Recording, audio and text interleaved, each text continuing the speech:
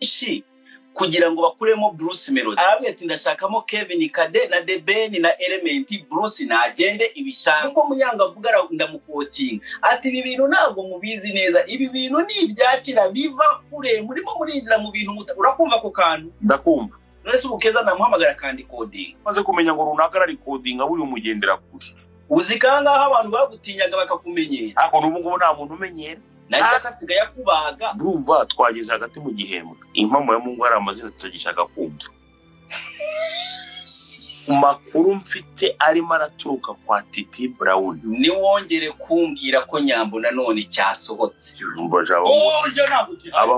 Abahungu baragifite mu matelefone mu magareri kiruzuye. Akagana nawe kamaze kuzamo.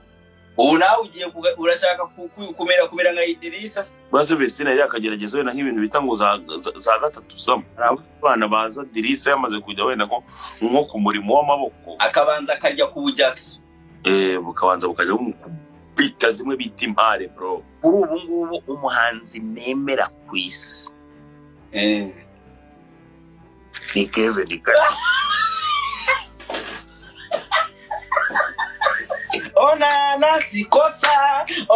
nasikosa mama nisanze mundu.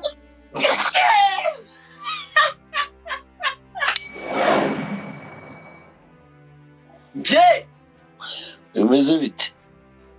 Mbaza superstar wa mbere muri iki gihugu ninde? Bamwita Jess Kwiza wa Mipango icyogere mu nkuba umwami w'imihanda.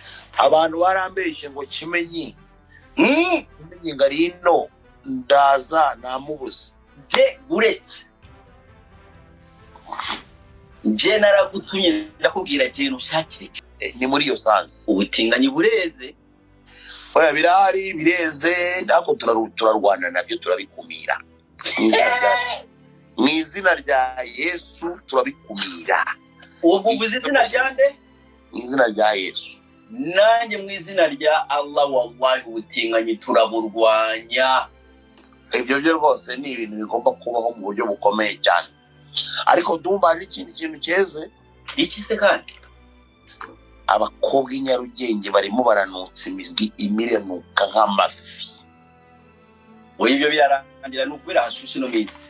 Oya ngewe mfite abajama banje bagera muri 4. Bamwe bati mwe muzi gusenga rwose mugire mudusabire. Bishoboye kuba ari icyorezo cyateye. Urabona buno umukobwa bwagiye mu maclub n'ibiki byose bwambaye half naked. Ubuntu bugaragaza imbere ku buryo ushobora guterebamo n'amara.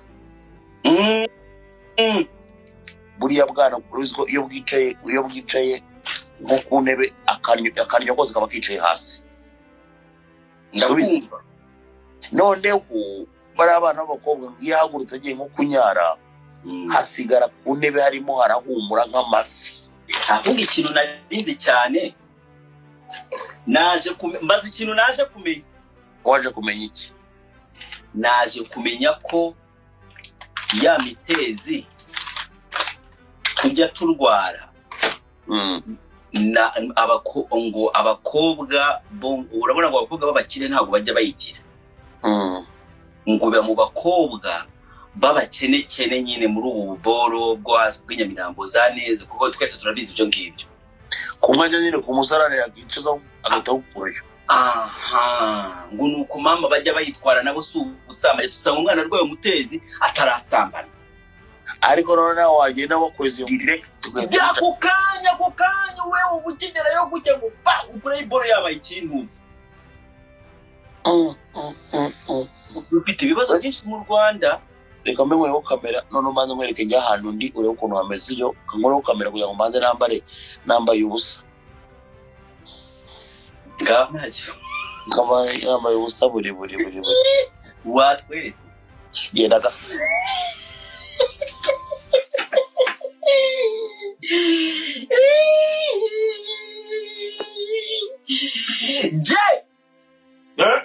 Abantu bitwa ba Urban Boys bo muri 2025 wabamenye? Urban Boys ndabazi. Wumvisha umwaka nguhaye? Soma muri comment je. Ngo Kevin Kade na L. wamenya aba Urban Boys bo muri 2025 apo bariya babonye bari aho ngaho ngo baguhaye show bayihaye ndetse wowe bari abahungu se sinakubonye uri murabyina umeze gutya shaka ugacupa ubyimbye sha ndavuga ati umuhungu wanjye ragasimba ari yambade ku macupa maremare ndi kumwe n'umukire noze kuvuga ko utabonye umukire wowe umukire coach namubonye se ni wamenye ko coach yagiye kwiyunga na Element basiga Bruce Melody bamuciye inyuma agenda gake nta nkuru kimenya agenda gake shabyoreje nta nkuru ukimenya ndumva ngo kamera ngo nagiriho nkuraho ngira unzane ndumva wabonye gaturebe iyo niyo view ubu ngubu ndi nshaka kwiyahura direct Natani nagahana nshaka kwiyahura Natani ncanga nyiriza bugufi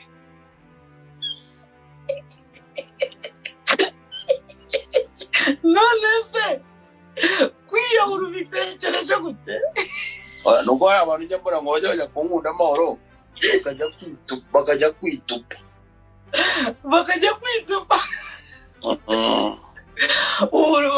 utekereje gute kwiyahura out of everything Horesha dumba abantu barasimu ariko wahabonye bro izina ry'Imana ndagaza basi bikesha umukire wabigukoreye erega iki ngiki cyo tubangira narakubwiye ikintu kimwe narakubwiye ni nejo narabivuze umukire bita Coach Gael nisi ntabaho bro nyine ntabaho nurundi rwego ndaga Coach Gael ni wabigukoreye ndikuvuga ngo rekana nabaho Coach Gael urikumva Coach Gael ari muri Leta Zunze Ubumwe za Amerika ntago ushobora kuba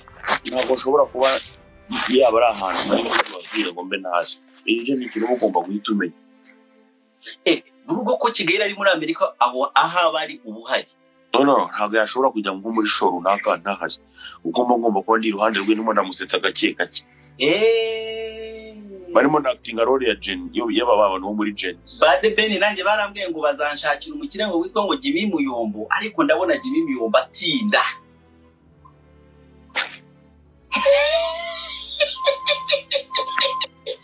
bro wow wareta tukavuga Jimmy uva ubwiza kuri Jimmy n'umukire wa Kevin Kadenyi ari kina kimwe shango mfite ubutona ndagaswinye wawaryamye mu cyumba nk'iki kumanya gukazana ubuto umva no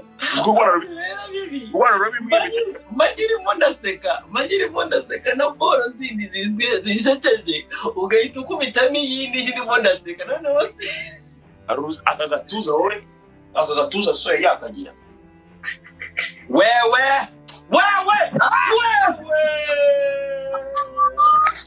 ariko rero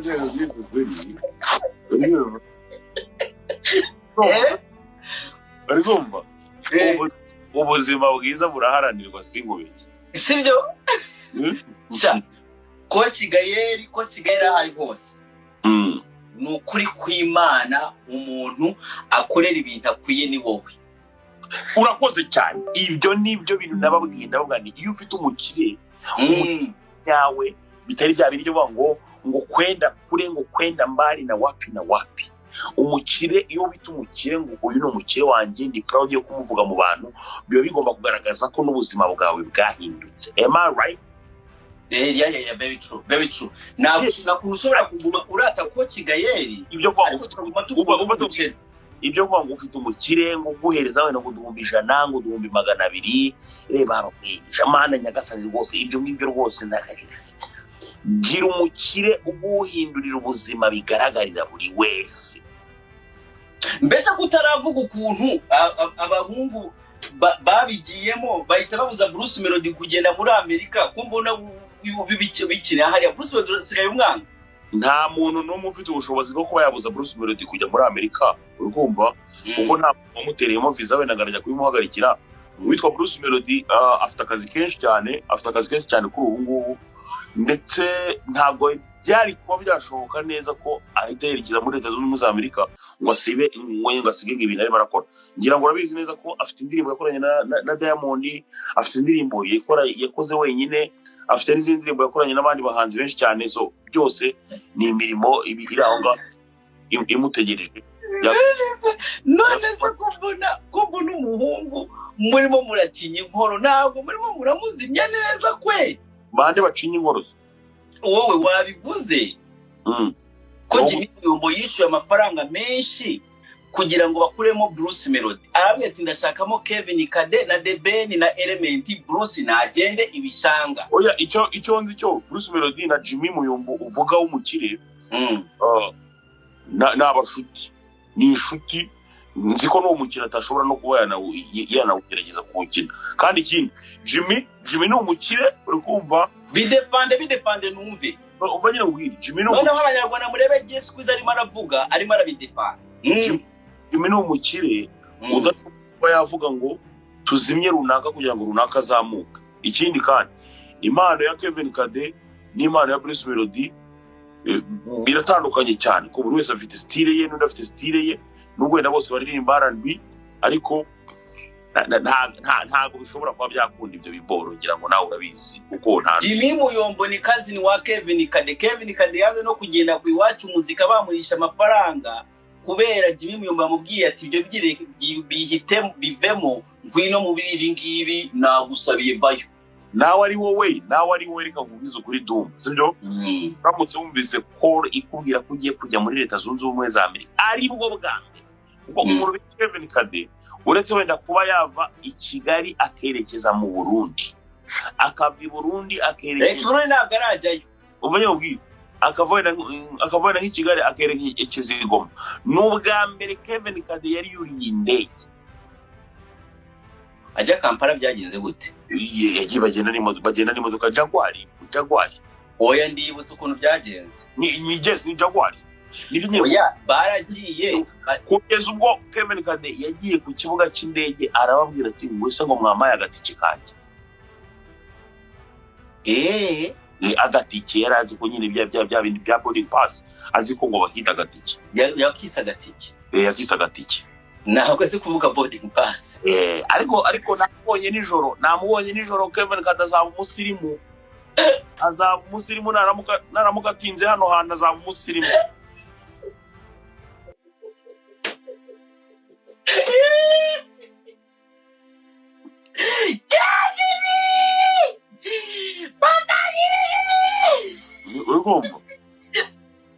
Urumva none se n'umuhungu wo ku Kibuye n'umuhungu wo ku Kibuye nawe barambwiye ngo yazamukanye ibikapu 12. Inde umuhungu wo ku Kibuye Element yazamukanye ngo ibikapu 12.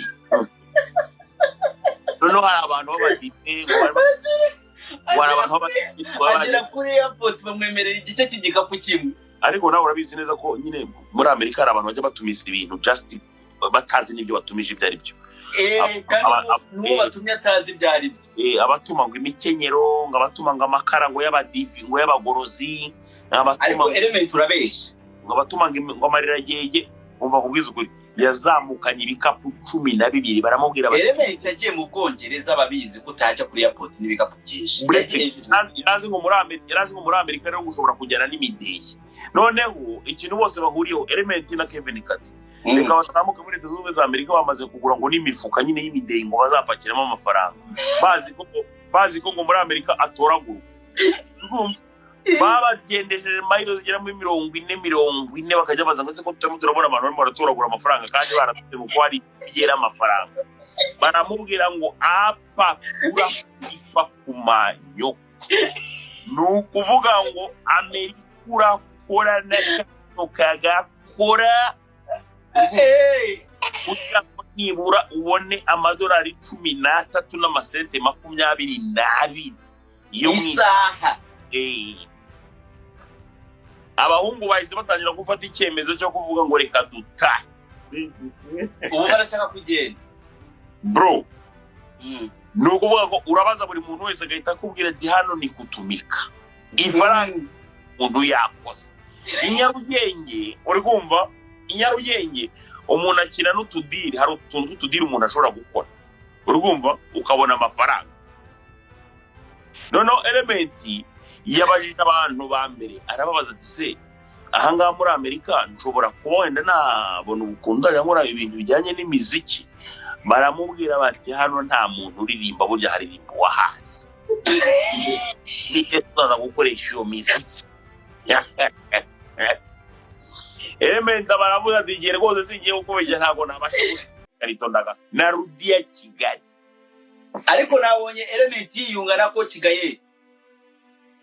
Urumva Coach Gael n'umuntu uri flexible, n'umuntu mwiza wabayeho ngewe nshobora kuba navuga. Urumva ntabwo yabura kuba yazana abana kuza kuba nyine kubitaho, kubagurura ubuyoga n'ibyo byose. Urumva ibiryo n'ibiki byose, ariko uruvuga ngo ibintu bibikirimo ni step by step. Gusa nijoro yanyiyamye inde Coach Gael nijoro yanyiyamye ngwiki nijoro yanyiyamye amagasoko ikomeye cyane. Ati ndesikiza mipango we n'abadumba ajya nusiremo uretse gato mubwire ati we n'abadumba biriya bintu byo kujya mwirwa muharabika aba bahungu mugende mu bicikeho. Urumva wowe urabaharabika?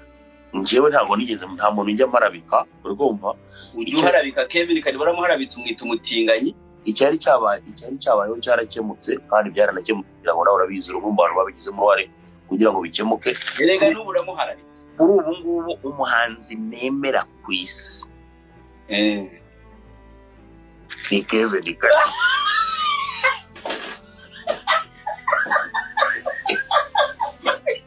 Ariko isimbukiramo nkaho ugwe nkaho n'akabuno ndakwigize.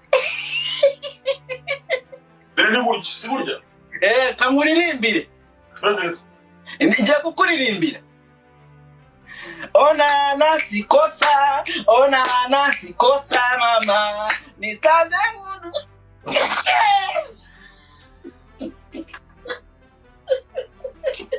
Niwe muhanzi ndimo nde niwe muhanzi ndimo nde niwe muhanzi Papa Gigi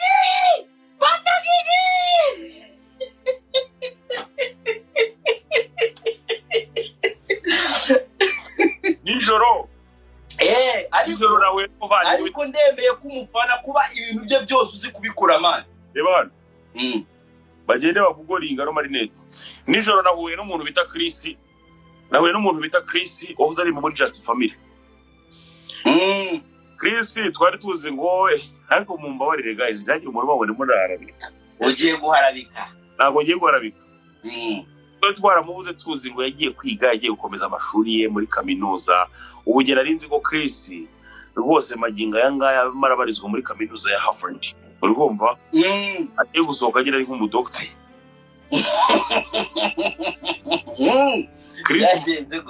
Chris mbakubitanye nawe nijoro rero ahantu turimo turamubuyoga nyine. Urumva bizo muri Just Family. Chris wahoze muri Just Family. None wazi Chris bimeze bite? Urumva ahantu wahaje gute? Ngo ahantu hari abakiriya sinabya understanding ngo hari abakiriya. Anubwiye ko ari umujura. Oya kumbi hari muri Uber na Lyft.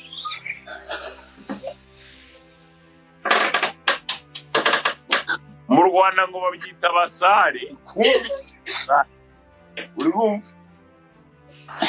Kumbi ni umusare. Noneho Chris baramaze Yesu kiza babipangura bizi ndagukunda nta kibazo. Ebane zino rinete cyakora bagende basigugoringe bro sigura ibihumbi 4 by'amadolari y'Amerika. Ngewe ntabwo njya nkunda kubeshya zigura ibihumbi 4 by'amadolari y'Amerika. Umva je komeza inkuru ya Chris baramubwira ati noneho jewe ngaya situation ntabwo imeze neza mu mufuka. Ariko basi butwaye zino rinete no nanjye mu kwambara rinete mba ngaragara nk'imaka. Ese niwe yaziguhaye? Iyi ni imfashanyo. Bangaragara nka Hiroyu Tagawa. None se umuntu w'umukene gutyo urimo urashaka abakiriya kutashobora kugira rinete z'ibihumbi 2. Bro, Chris ntabwo ari umukene nubwo wenda akora uba. Yambwiye ko bro.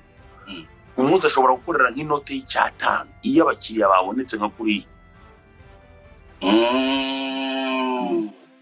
Chris yanze ubunebwe. Yanze ubunebwe sibyo? Yanze ubunebwe.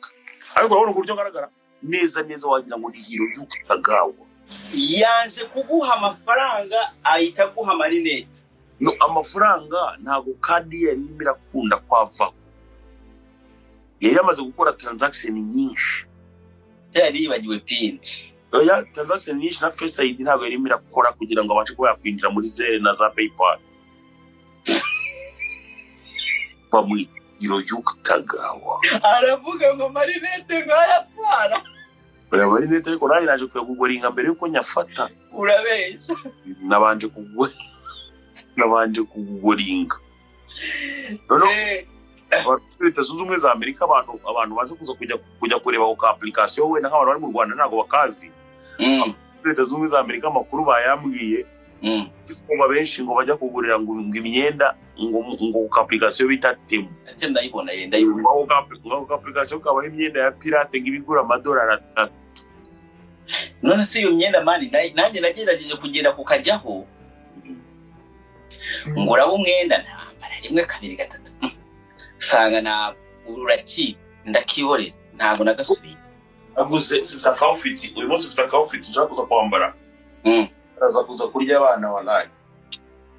Ngatukareka nako ufite outfit nshaka kuza kwambara uyu munsi. Yarawiguriye $900. Gatemo. Ubwo iyo size yihe? Ngiye nambara 3X large. Handitse wiriye zina? Rwanda. Rwanda. Ambara turebe.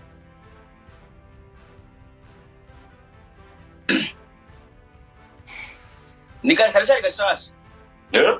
Karachari gashasha. Oya ngeze ntabwo njya mfunda kwambara umwenda mushasha utaramiswa. Ndabanza nka umese.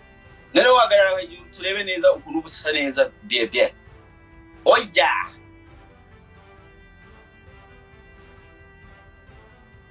Ubwo batangiye gahunda nyine yabo yo guhamagaramo buri. Ngiye nafashe ndabakupa bose ndabakuruka bamwe ndabatuka abandi ntabwo nzongera kuvugana nabo. Koza ngiye njya kuza live nyikumbuye kabisa kubera mani mu biti ndimo natema ntekeza mvuga tubuje yagatumbaki. Atuje ntema mvuga tubugera akageze kura tujye barimo arabaga tujye babaze nde.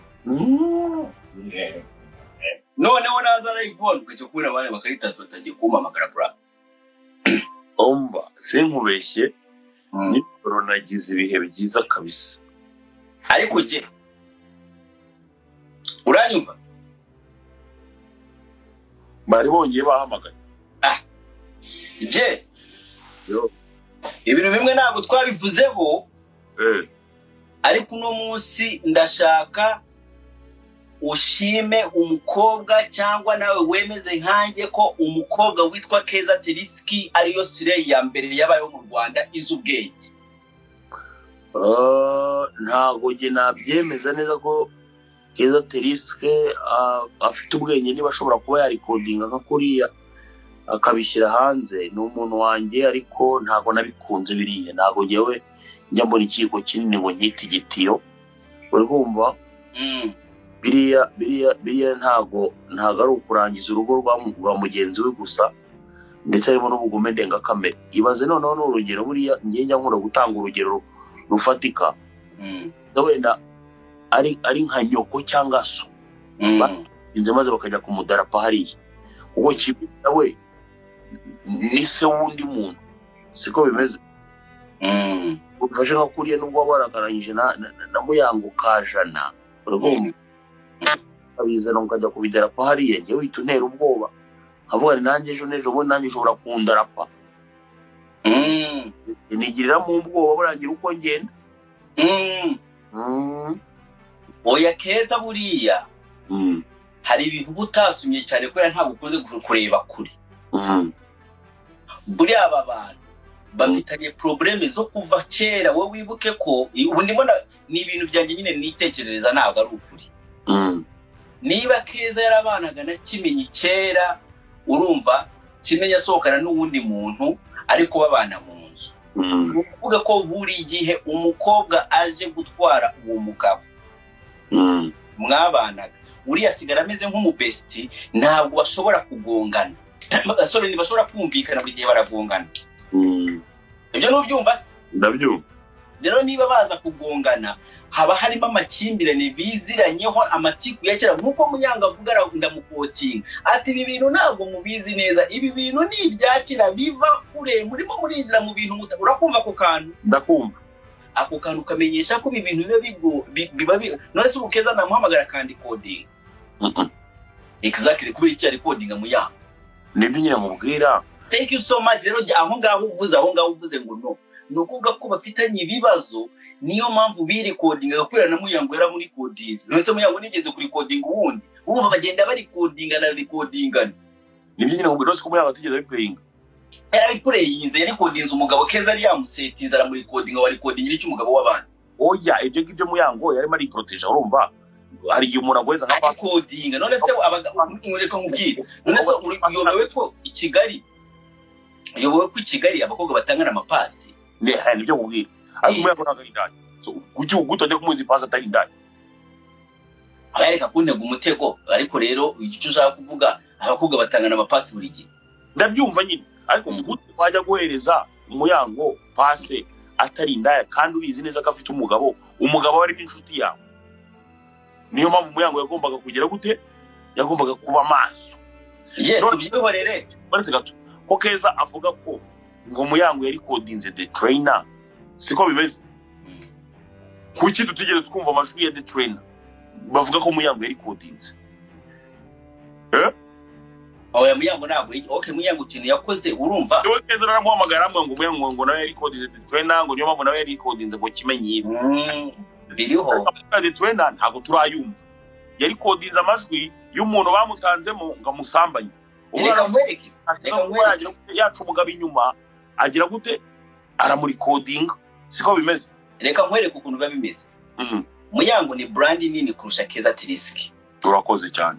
Rero nukuvuga ko Muyango kuba yaza gushwana na Keza Triski cyangwa na muri codinga ntabwo byamugirira akamaro cyane. Urumva ibyo ndimo nakubwira? Mbona kumva.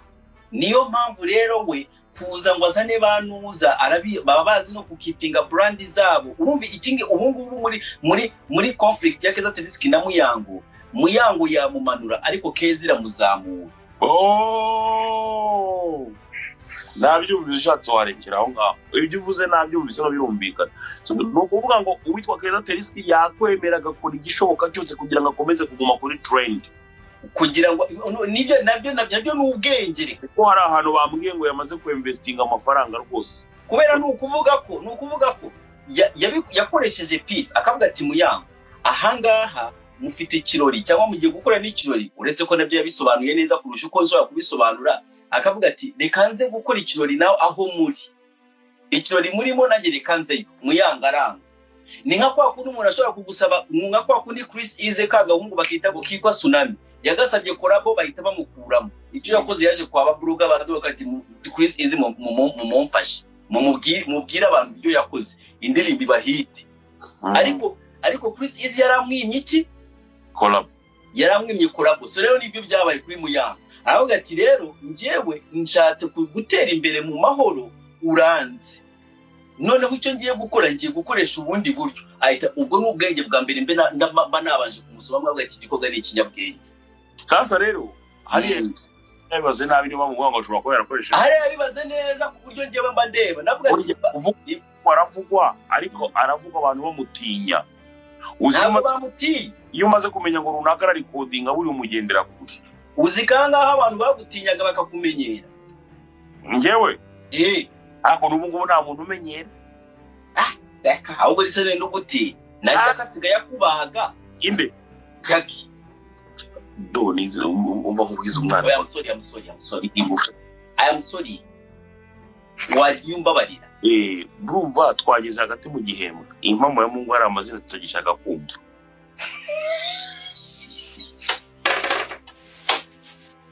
Ariko mukanya ngiye kujya kurya bro.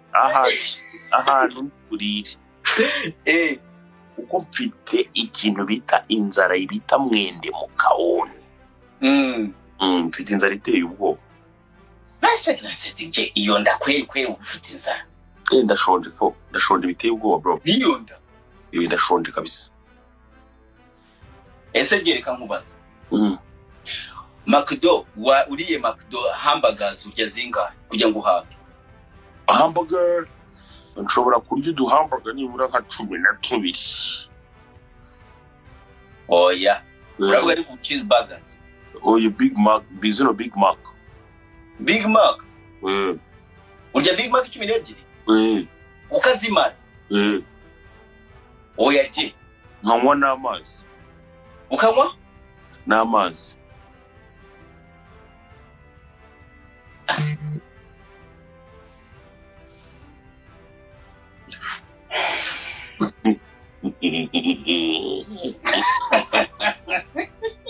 Hizi tunapiga chakula bro. Uziko na cheeseburger ebyiri sintazi njya ngo nzimare.